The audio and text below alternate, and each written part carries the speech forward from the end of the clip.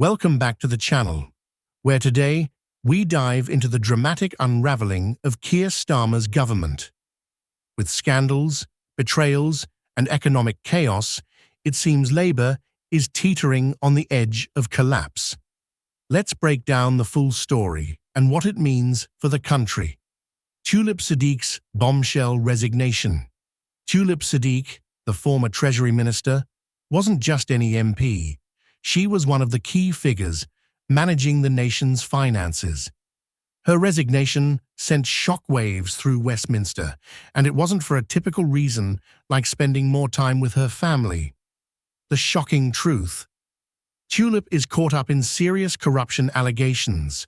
Reports reveal shady property deals in London, a city where even a small flat costs more than most people earn in a lifetime.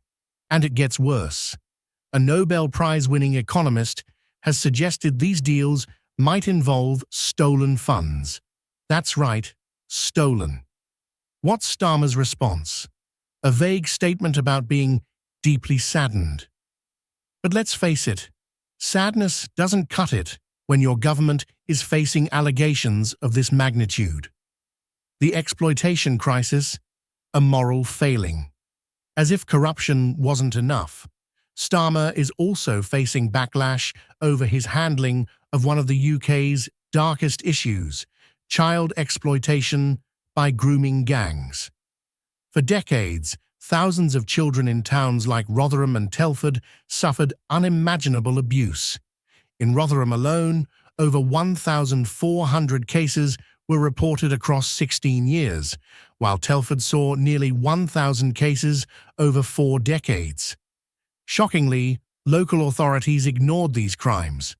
Some feared addressing the issue due to racial or cultural sensitivities, while others dismissed the victims because they were poor and working class.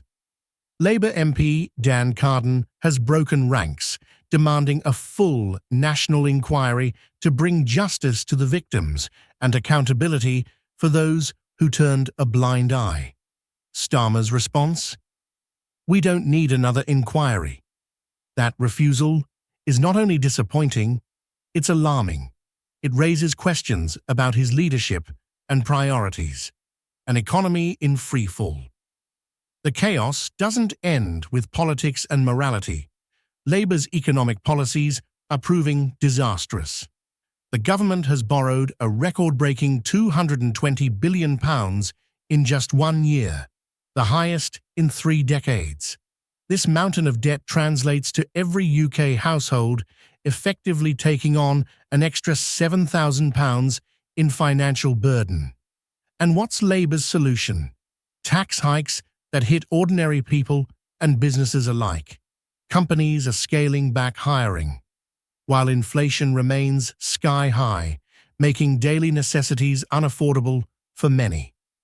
To make matters worse, instead of investing in solutions, Labour is pouring billions into unnecessary bureaucratic projects.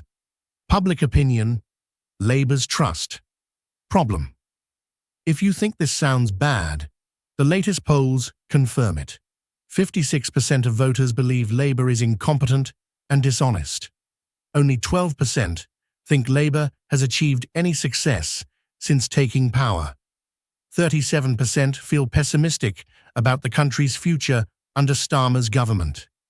Even among Labour supporters, dissatisfaction is growing. The Conservatives, who have struggled for months, are now overtaking Labour in key polls. It's a political earthquake that signals deep trouble for Starmer's leadership. Is there any hope for Starmer? The mounting scandals, economic mismanagement, and moral failures paint a grim picture for Labour.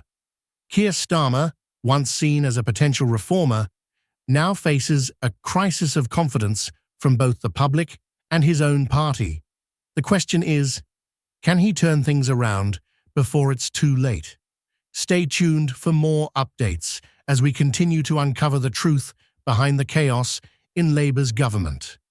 Don't forget to like, subscribe, and hit the notification bell to stay informed.